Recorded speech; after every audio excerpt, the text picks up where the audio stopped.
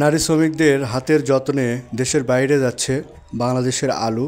উত্তরবঙ্গের বগুড়া আলুর জন্য বিখ্যাত। তো আসুন একজন এক্সপোর্টার সঙ্গে আজকে একটু আলোচনা করি। আসসালামু আলাইকুম। ওয়ালাইকুম আসসালাম রহমতুল্লাহ।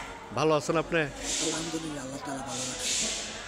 আমি যতটুকু জানতে পারলাম আপনি একজন বড় মাপের আলু এক্সপোর্টার, দেশের বাইরে আলু এক্সপোর্ট করে থাকেন। তারপরে আপনার থেকে আপনার পরিচয়টা একটু জানতে চাচ্ছিলাম। আলহামদুলিল্লাহ, বড় ব্যবসায়িক বলে ভুল হবে। আমি ক্ষুদ্র একজন ব্যবসায়ী। ঢাকা আমাদের অফিস, প্রবাসী ট্রেডিং কর্পোরেশন এক্সিকিউটিভ হিসাবে আমি আছি। আলহামদুলিল্লাহ, প্রতি বছরের নেই এবছরও আমরা মোটামুটি বেশ আলু এক্সপোর্ট করেছি, কিন্তু অন্যান্য বছরের তুলনায় অনেক কম। তাই আগামীতে ইনশাল্লাহ যথাসাধ্য চেষ্টা করব দেশের এই রেমিডেন্স যোদ্ধাদের সাথে সমন্বয় রেখে কীভাবে দেশে আমরা বিপুল পরিমাণের ডলার আনতে পারি সেই দিকে আমরা সবসময় খেয়াল রাখি। দেশের চাকা ঘোরানোর জন্যে আমরা সবসময় প্রচেষ্টা অব্যাহত রাখবো ইনশাআল্লাহ। আপনাদের সামনে এটা তো চলতি বছর চলেই গেল, প্রায় ডিসেম্বর, আজকে 2 তারিখ। আগামী 26 সাল আসতেছে। 26 সালে কি কোনো লক্ষ্যমাত্রা আছে যে আপনারা এইরকম টার্গেট নিয়েছেন বাংলাদেশ থেকে আলু রপ্তানি করবেন? আসলে আমরা যে আলুটা রপ্তানি করি ওটা হলো পাকড়ি মোটি। এই জন্যে এটা কেমন আমদানি হয়, আমদানির উপর অনেকটা নির্ভর করে রপ্তানি কতটুকু করবো, এক্সপোর্ট কতদিন করবো। আমাদের ইনশাল্লাহ সর্বোচ্চ চেষ্টা করব আমরা এক্সপোর্ট করার জন্য, কারণ এক্সপোর্ট করতে পারলে আমাদের ডলার আসে, দেশ উন্নত হবে, এলাকা উন্নত হবে, সমৃদ্ধ সমাজ বিনির্মাণে, সমৃদ্ধ অর্থনীতি বিনির্মাণে কাজ করার জন্য আমরা সবসময় চেষ্টা অব্যাহত রাখবো ইনশাআল্লাহ।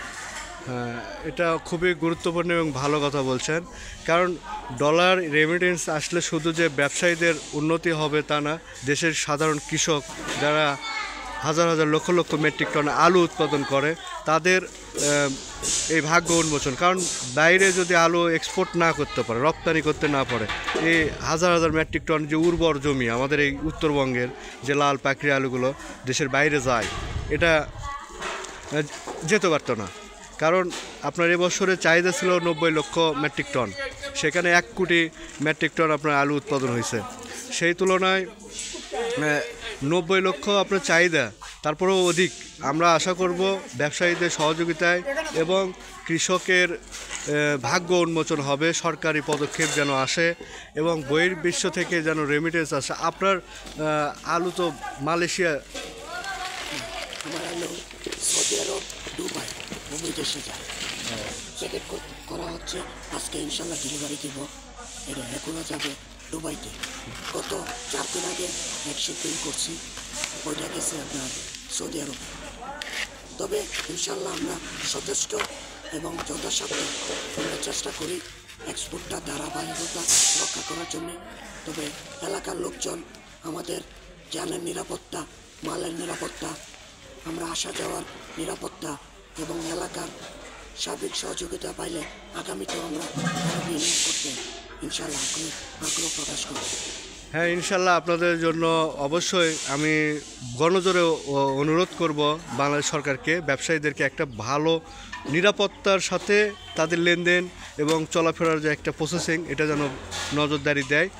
আর আরেকটা প্রশ্ন করব যে বাংলাদেশ কোল্ড স্টোর মানে হিমাগার সমিতির, আমি গতকালকে একটা নিউজে দেখলাম হিমাগারে আপনার সভাপতি মোস্তফা আজাদ বাবু চৌধুরী, উনি বলছেন যে আগামী 12 ডিসেম্বর বা এই মাসের 2 দিন একটা আলু নিয়ে উৎসব করবে ঢাকায়। এটা আপনি কি ভালো কীরকম চোখে দেখতেছেন? এটা কেমন উদ্যোগ? আসলে এই উদ্যোগকে আমি সাধুবাদ জানাই, কেননা এই বছর উত্তরবঙ্গে তথা সারা বাংলাদেশে যারা উৎপাদন করত আলু, তারা কিন্তু এবছর অনেকটা কষ্টে ব্যথায় ব্যতীত। কারণ হলো যে পরিমাণ খরচে গেছিল সেই পরিমাণ আর্ন করতে পারে নাই, সেই দামটা পায় নাই। অনেকেই আলু থেকে বিমুখ হয়ে যাচ্ছে, তো আমরা চাই না এই আলু থেকে বিমুখ হোক, আলুর জন্য যে প্রদর্শনীর কথা বলছেন কোল্ড স্টোর মালিক সমিতি, আমি ওনাদেরকে ধন্যবাদ জানাই, যাতে করে ওনারা এই ধরনের প্রদর্শনী করে আলু চাষি যারা তাদেরকে উৎসাহ উদ্দীপনা দেওয়ার জন্য আমি তাদের প্রতি অনুরোধ করব এবং আগামীতে যাতে আলু ব্যবসায়িকরা আরও উত্তরোত্তর সফলতা অর্জন করতে পারে, পেছনে যে ক্ষতি সাধন হয়েছে সেই ক্ষতি যাতে কাটিয়ে উঠতে পারে, আল্লাহ তাআলা যেন আমাদের প্রতি রহম করে এই কামনা করি। ধন্যবাদ।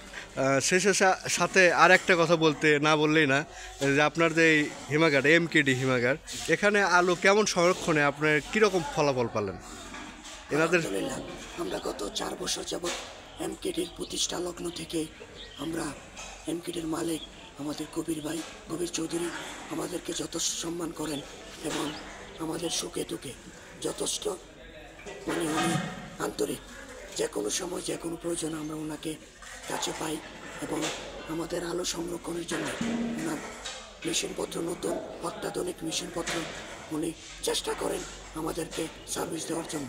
আমরা ওনার প্রতি হ্যাপি, ভবিষ্যতেও এমকেটির উত্তরোত্তর সফলতা কামনা করি। ধন্যবাদ। আসসালামু আলাইকুম। ওয়ালাইকুম আসসালাম। প্রিয় কৃষক এবং আলু ব্যবসায়ী ভাইরা, আপনারা দেখতে পাচ্ছেন এমকেডির একটা বড় মাপের একটা হিমাগার। এখানে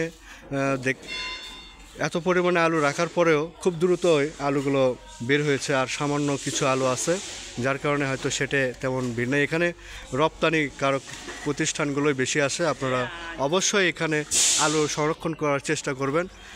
এমকেডি, এটা বগুড়ার শিবগঞ্জ উপজেলা কিচক বাজার, এমকেডি এগ্রো লিমিটেড, প্রতিষ্ঠাতা পরিচালক কবির চৌধুরী। বিশাল একটি